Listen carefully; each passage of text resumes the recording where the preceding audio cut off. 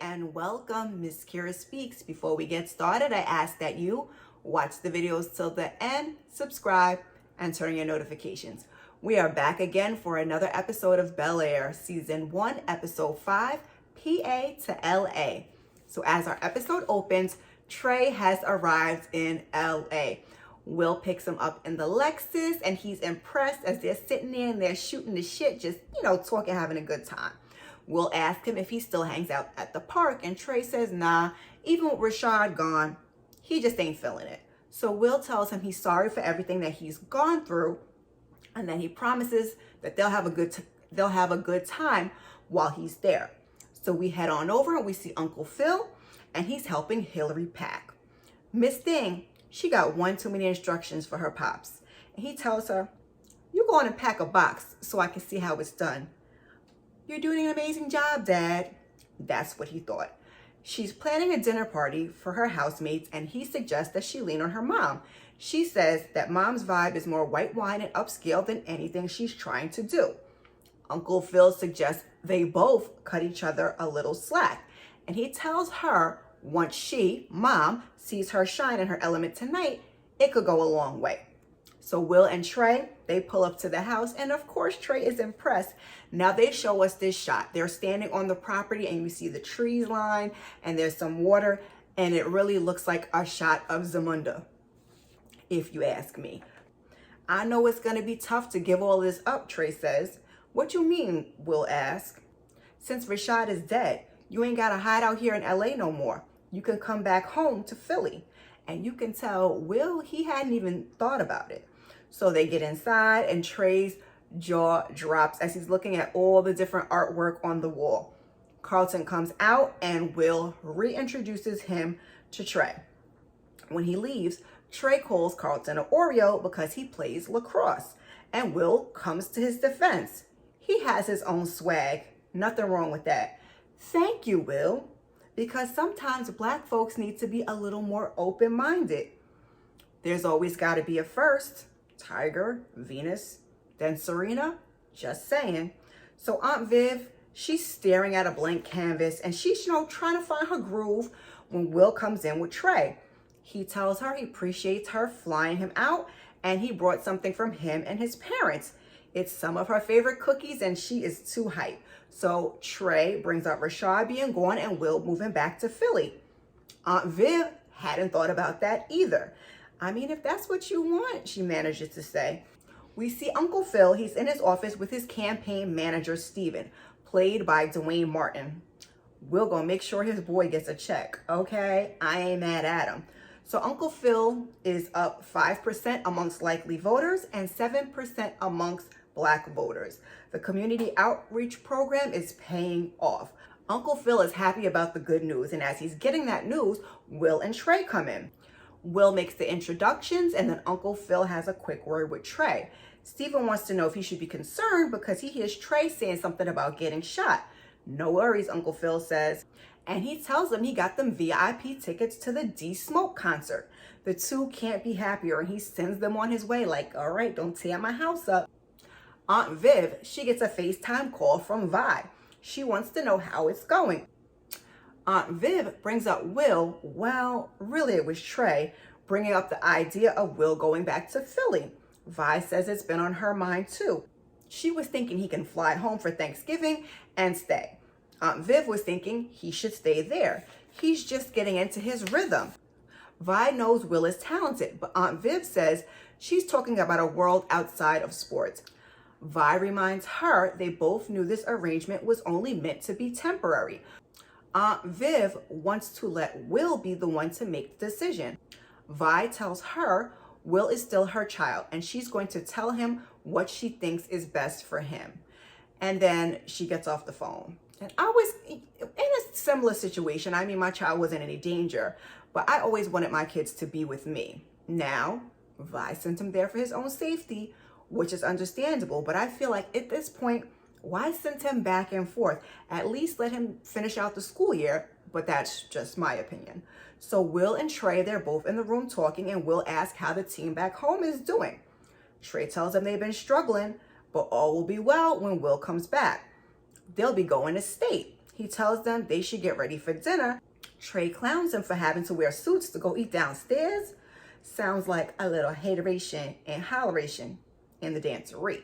So Hillary, she's getting everything together, and Will comes in and he's impressed, and he asks her opinion on going back to Philly. She asks, why would you want to go back to Philly? He says he loves LA, but Philly is home and he misses it. Because you miss a place doesn't mean you have to move back. He doesn't want to disappoint anyone, but she tells him at the end of the day, he has to answer to himself. She knows it's scary, especially letting a parent down, but everyone will get over it, and he will too. So Hillary ends it by telling him she thinks that he should stay. So Aunt Viv, she walks up on Phil in her shimmery little one piece looking all nice. It's time for dinner, and she doesn't want to go in there alone. So he tells her, we need to give our guests a chance. So Uncle Phil, he's done his homework, and he runs down a little bio on each of the guests. Viv wants to know how he knows all this. And he's like, it was in Hillary's prep email. She's like, oh, I just kind of skimmed through it. So, he takes the liberty of filling her in on who everybody is. Will, he's mixing it up while Trey is over there sneak drinking. And as they're eating, Uncle Phil gets up to give a toast. They're welcoming Hillary into their ranks, and their family bids her goodbye. He wants her to know she leaves the house with love. You are destined for greatness. And he's calling her honey bee this, honey bee that all episode to Hillary. So Carlton, he's sitting there looking salty as usual. And then Trey, he starts to spill in the beans. You must be happy. Shit will go back to the way it is. This is basically Will's goodbye party too. Will doesn't have to hide no more. He says he was there when Will and Rashad got arrested. Were you? Or did you run away, Trey, when you were the one that bought the gun? Rashad had murder in his eyes, he tells Carlton. Will was facing a lot of time for those gun charges, but your DA daddy made it disappear like magic. You can't tell folks nothing. And I'm thinking, like, why is he telling Carlton of all people this? And Carlton is pissed. So Aunt Viv, she's talking to one of Hillary's housemates, and they're talking about a necklace that she got from South Africa. She asked her if she ever considered content creating about her travels. Aunt Viv says she's not cut out to be a social media celebrity. Don't sell yourself short. You've got star energy. She does, though. So Ashley asked another one of Hillary's housemates if they think the future of sexuality is fluid. Well, I guess I was right about that look on Ashley's face last episode. So Ashley asked if it's worth it to make the distinction. Only if it serves you, they tell her. Hillary, she's worried if everything's going well, and Carlton assures her it is. Some dude named Kylo asked Uncle Phil, with him running for office, he doesn't wish that Hillary were a lawyer or something more professional like that. Uncle Phil says Hillary was born 2 months premature, spent the first 6 weeks of her life in the NICU. She was so small, so fragile. He just prayed for her to be healthy, prayed for her to have a full life. His heart hasn't changed. He wants her to grow and thrive, and he puts no conditions on her. He's not bothered. He's proud. Come on, Dad. And the guy was saying that as much. Kylo was like, dang, I wish she was my dad. And you'll have to excuse your girl sometimes, because when I give you dialogue like blow by blow like that, it means it spoke to your girl. My middle guy was a preemie, so I know all about that NICU life. It ain't easy, and he hit the nail right on the head. You want them to have a full life, to grow, and to thrive. So one of the serving dishes starts rattling, and Aunt Viv is like, Hillary, tell your friends to call the prank off. And he's like, it's not a prank, it's a gift for Hillary, one says. So Will takes the top off, and it's just a little twerking teddy bear. And then one of them runs out ass naked. Now that's a prank. Hillary asks them to cut the cameras off, and the night slowly comes to an end. Aunt Viv realizes what they do is art, and Hillary exhales. So Uncle Phil, he's in his study when Carlton comes in and tells him that they need to talk. Did you pull strings to get Will out of jail? He tells them close the door and they'll talk. So you broke the law for him? Uncle Phil says if he didn't intervene, Will would have gone to prison. His future ruined.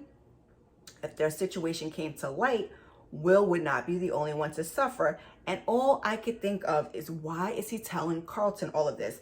I don't trust Carlton with this information. Carlton doesn't get it, and he gives Uncle Phil pushback about how he's raised and doing the right thing and right from wrong and blah, blah, blah, blah. So Uncle Phil tells him, people make mistakes, son. They fall down, they deserve a chance to get back up on their feet. Didn't we teach you that? And he starts speaking to Carlton's own experience. And Carlton's like, I know you're not comparing my anxiety disorder to Will committing a crime. No, he's saying everyone needs to be shown some grace. Carlton is aggravated, but Uncle Phil asks for his word that they will keep it between them. Yeah, you have my word because it's actually worth something. Then he goes immediately into Will's room and confronts him. He tells him he knows about everything. Will asks him not to snitch. Stay out of my way at home and at school, and stay away from Lisa. So the next morning, Uncle Phil's in the kitchen. He's making some flapjacks. He tells them he had Sunday morning kitchen duty at the fraternity house. So Aunt Viv comes in and she likes what she sees. And Ashley's like, he's no Hillary, but he's cool. Carlton comes in and he's going to skip breakfast. Lisa is on her way over to plan her mom's memorial benefit. And he's even going to pass on the concert. He's all Lisa this and Lisa that, just smiling in Will's face. So Will and Trey are outside when they see Carlton and Lisa. Will tries to go the other way, but Trey goes over and introduces himself. Will apologizes and rushes them off like, Uncle Phil's, waiting for us. Enjoy the concert, Carlton says. So they get to the concert, and on their way in, Will and Trey, they're just having a good old time. They're excited. Uncle Phil tells them he's a hip hop head, and they're looking at him like, okay. So D Smoke, he comes on over, and Will daps him up and introduces him to everyone. And Trey is standing there and he has his mouth open. He's just starstruck. All he can say is, you D Smoke? Yeah, a few minutes earlier, he said he had a million questions. Go figure. So Aunt Viv is at an art gallery and she's meeting with Reed, who is played by Michael Ealy. They're discussing one of the artist's work and how it is similar to hers. Oh, Light Eyes was making me nervous with his smooth talking, and I was wondering from the conversation if these two had previously had a thing. So he shows her a blank space and says he has it reserved for her. She's not sure she's ready just yet to show any of her latest pieces. She's still trying to tap into her creative flow. He tells her there's never a right time. You just gotta go. Now, please, y'all, don't make this a thing with Aunt Viv cheating. Let's not do that. So as the fellas are headed inside, Uncle Phil has some business to attend to, so he tells them he'll meet them inside. It's the congressman and the chief of police. They've come to help him write his campaign. Not everyone liked your comment you made about law enforcement. You said defund the police. Uncle Phil says they could stand to shed a few millions and wouldn't even feel the difference. Where does the argument end? Fred wants to know, chief of police, Lisa's dad. With a police force that doesn't act like they're above the law. They tell him that he needs to tone down his rhetoric. Or what? Or there will be consequences for this new direction he's taking. Noted, Uncle Phil says. But he stands by what he said. So Hillary comes in and she brings Ashley a piece of jewelry. And Ashley tells her that she has a friend that she has a crush on. She thinks the friend likes her, but hasn't said that. What do I do? Does the friend have a name? Lucia. That's a pretty name. Tell me more about her. And she does just that. And then after, she's done, giving her the 411 on Miss Lucia or Lucia, she asks, are you surprised? Hillary says, I'm surprised that you have feelings for somebody since you're always so busy trying to save the world. But she says she's not surprised she's gay. Ashley says she's attracted to girls, but she hasn't totally ruled out boys, which is why she's afraid to tell mom and dad, because she doesn't have it all figured out. She doesn't want them to think that it's just some phase. And Hillary tells her she's 12. She doesn't have to have it. She doesn't have to have everything figured out. She's happy she told her and says she'll always be there if she needs to talk. These shows are going to make sure they get their inclusion in, y'all. By 12, though, kids usually do have that part of themselves figured out. So Will and Trey, they're eating in VIP, and Will starts to talk about if he stays out there all year, he can come whenever he wants, all the breaks. Is that what you're trying to do, Trey asks. Will isn't sure. Trey is mad at him for turning his back on where he came from, Will says he's just trying to figure it out. He needs him to back off. This is why sometimes, just sometimes, we don't have to tell folks everything, whether we have it figured out or not. Some stuff you just keep to yourself. Trey says he was the one calling him, complaining about LA. Now you want to be one of them? What do we have back in Philly that's better than this? Will ask him. Trey calls him a liar. All day you've been talking about coming back home. Trey feels like Will feels like he got his, so F them. The concerts start, and that's the end of the conversation. Lisa and Carlton are planning the memorial for her mom. Lisa explains why the Mardi Gras theme, and I mean they talk and they hug, and then Carlton tries to kiss her. She tells him her feelings haven't changed, and he apologizes. So after the concert, there's still tension between Will and Trey. Will wants to talk. They can't beef like this the whole week. Trey says if he stays the week, that's how you feel?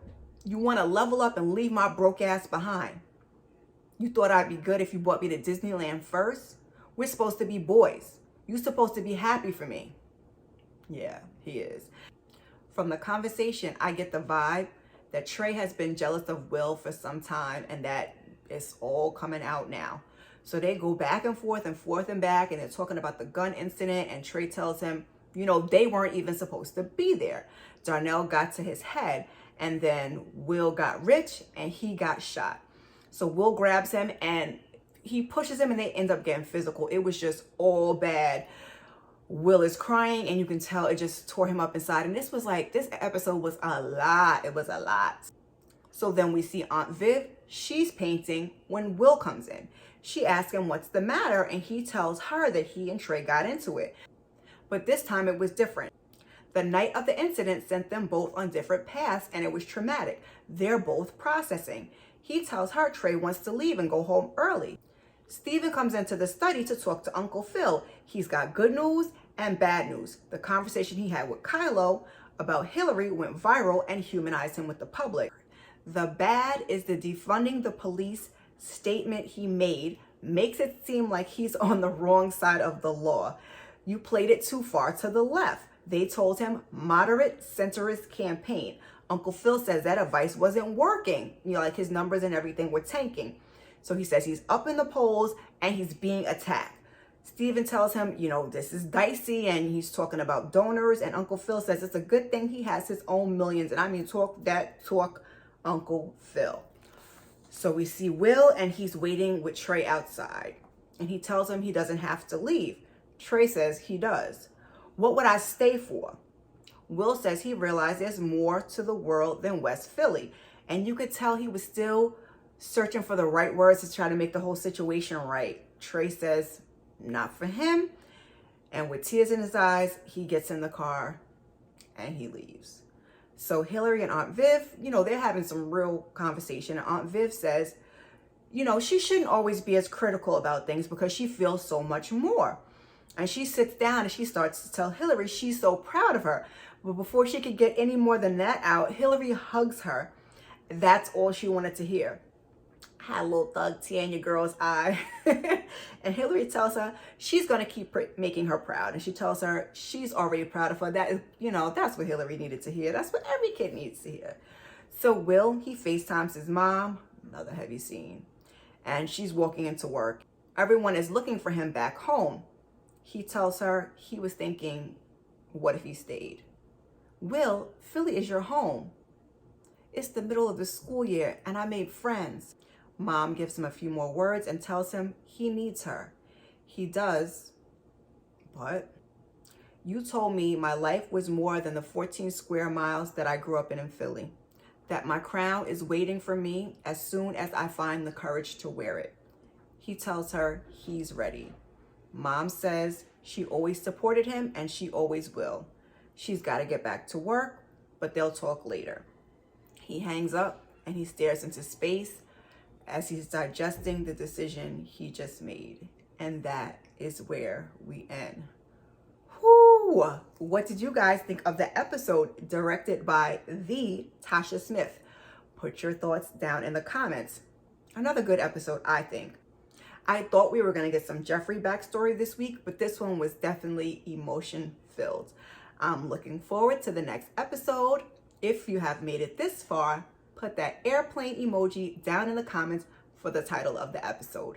I hope that you'll come back and join me for my review of episode 6. And while you're here, please check out some of my other content. Thank you, thank you. And before you go, like, subscribe, and share. I appreciate you. Peace.